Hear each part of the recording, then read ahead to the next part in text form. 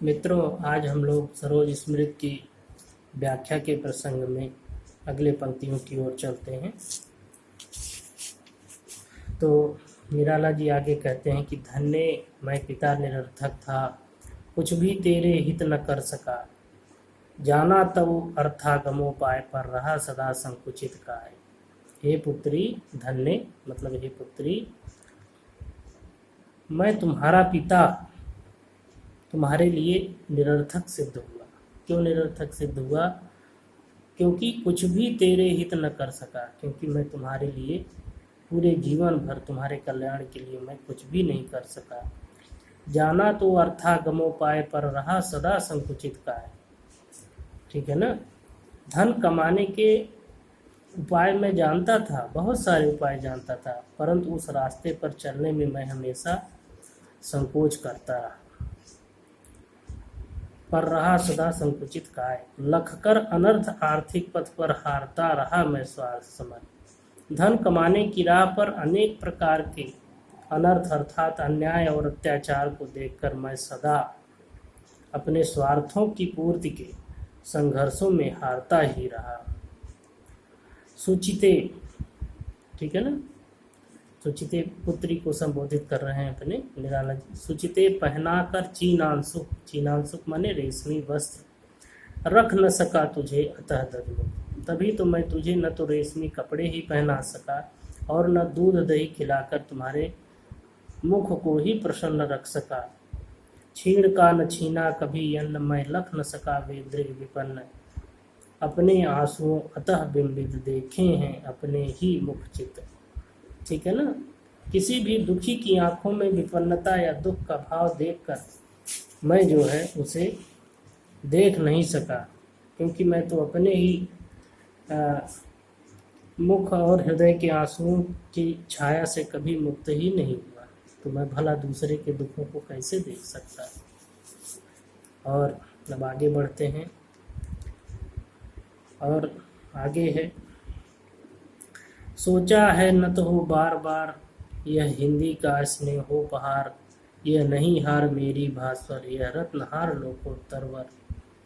इन पंक्तियों में निराला जी व्यंग करते हुए कहते हैं कि हिंदी प्रेम से मिलने वाले का वर्णन करते हुए मैं कहता हूँ कि, अर्थात निराला जी कहते हैं कि मैंने अनेक बार झुक कर, नत माने झुक कर अर्थात नम्रता पूर्वक सोचने का प्रयत्न किया कि हिंदी में साहित्य सर्जक बनकर जो उपेक्षा, आर्थिक विषमता, अपमान आदि भेंट के रूप में स्नेह से मुझे दिए गए हैं, ये सब मेरी हार के परिचायक नहीं हैं, बल्कि ये सब मेरे लिए लोकोत्तर वर हैं, अर्थात रत्न के समान है, जिन्हें पाकर मैं इस विषमता में भी प्रसन्नता का अनुभव कर रहा हूँ। अन्यथा जहाँ है भाव शुद्ध साहित्य कला कौशल प्रबुद्ध, अन्यथा जहाँ साहित्य और कला के शुद्ध भाव, जागृत भाव विद्यमान है, वहाँ मेरा भी तो कुछ योगदान या कुछ न कुछ देन है ही है, मेरी भी। हाँ, अन्यथा जहाँ है भाव शुद्ध साहित्य कला कौशल प्रबुद्ध, हैं दिए हुए मेरे सप्राण, कुछ वहाँ प्राप्ति को समाधान। पार्श्व में अन्य रख कुशल हस्त, गद्य में पद्य में समाभ्यस्त। अर्थात गद्य और पद्य दोनों क्षेत्रों में अभ्यस्त मेरी लेखनी की कुशलता या मेरी लेखनी की कुशल कला जीवन में धन आदि की प्राप्ति भी कर अपनी दीनता का समाधान भी कर सकती है, परंतु मैं अपने सृजन कर्म को पेट पालने का साधन नहीं बनाना चाहता। यही मेरी व्यवस्था है, अन्य कुछ भी नहीं। अब आगे बढ़ते हैं, हम अगली पंक्तियों में देखते हैं।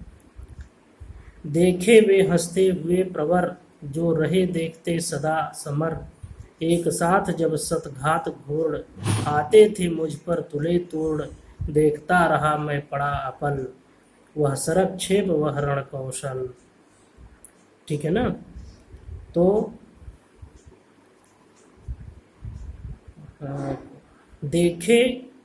देखे वे हंसते हुए प्रबल, वे विशिष्ट वीर जी मेरे जीवन संघर्ष को हमेशा हंसते हुए देखते थे, जिन्होंने हम पर ये सारे आरोप लगाए थे। देखें वे हंसते हुए प्रवर, जो रहे देखते सदा समर। मेरे सारे समर को, सारे कष्टों को जानते थे, ठीक है ना। एक साथ जब सतघात भोड़ आते थे मुझ पर तुले तोड़। मेरे जीवन पर जब एक साथ ही अभाव के सैकड़ों तीखे तीर आकर चोट किया करते थे, अर्थात एक के बाद एक दुख आकर मुझे घेर लिया करते थे, तो मैं चुपचाप एकटक खड़ा उन्हें देखता रहता था।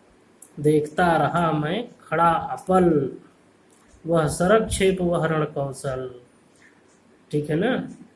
अतः अब ये जीवन रण की कुशलता के प्रतीक तीर मेरे लिए चिर परिचित बन गए। मैंने अपनी वेदना के कलात्मक चीत्कार में, अर्थात करुण काव्य में उस सब को प्रकट कर दिया है। वह सरक्षेप वह रण कौशल व्यक्त हो चुका चीत्कारोत्कल। वह जो मेरा सब चीत्कार था, मेरा जो कष्ट था, मेरी जो करुणा थी, क्रुद्ध युद्ध का रुद्ध कंठ फल, वो सब मैंने अपनी इस कविता में व्यक्त कर दिया है।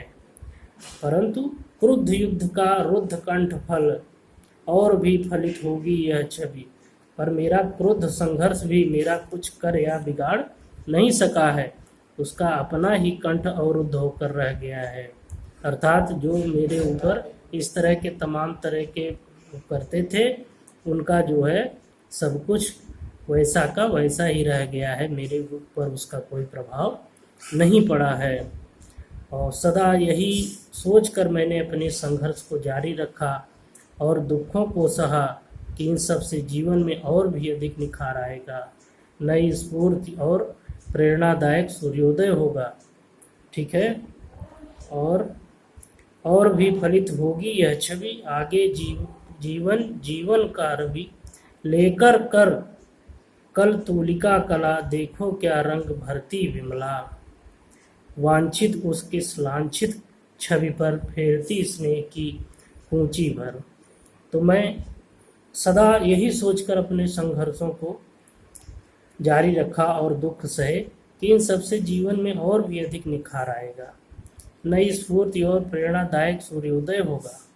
वह देखेगा कि इन दुखद क्षणों में भी मेरे जीवन में तूलिका से कौन सा रंग भरा जाता है। आर्थिक वैषम्यों से दूषित इस जीवन के चित्र में मेरे चाहे विकास का अपने स्नेह की तूलिका फेर कर वह मुझे सफलता क्या प्रदान करेगी, यह मुझे देखना है। बहुत बहुत धन्यवाद।